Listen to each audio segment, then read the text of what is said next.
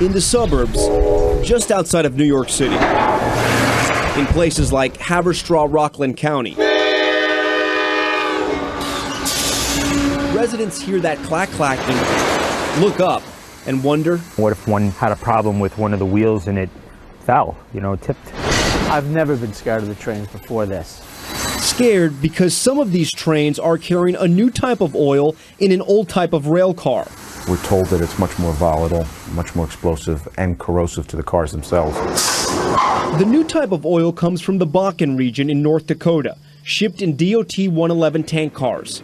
The NTSB has warned the design of these cars is unsafe, and they need to be upgraded because their black shell is too thin. In published statements, the railroad points out 99.9% of all hazardous materials moved by rail arrive safely. But they too are asking tank cars be built to a higher standard and existing cars be retrofitted.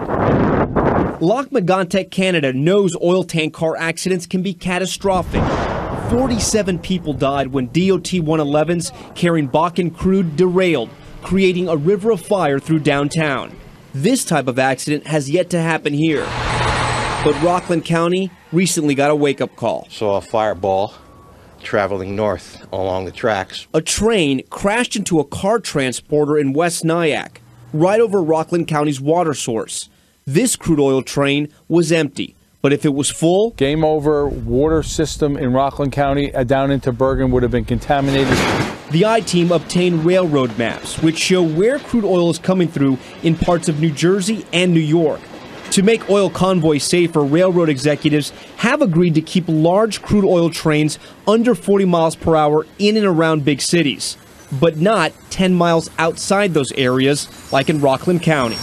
A derailment could be devastating to a community such as ours. Like other towns in the tri-state, much of Haverstraw sits downhill of the tracks. Trying to get 11,000 people out of 2 exits if we had to would certainly be probably an impossibility. Lawmakers like Senator Chuck Schumer have heard these concerns and want DOT 111 tank cars to be replaced. We need the Department of Transportation to require it and require it quickly. The oil companies own or lease the tank cars. They say 40% of those cars exceed federal standards, but they're not ready to replace or retrofit the other 60% right away, which some estimate would cost more than $1 billion. Well, the cost is only one part of the equation, Tom. We want to make sure as we squeeze out that last bit of risk that we do it thoughtfully so we don't create risk elsewhere, that we're truly getting us to zero incidents.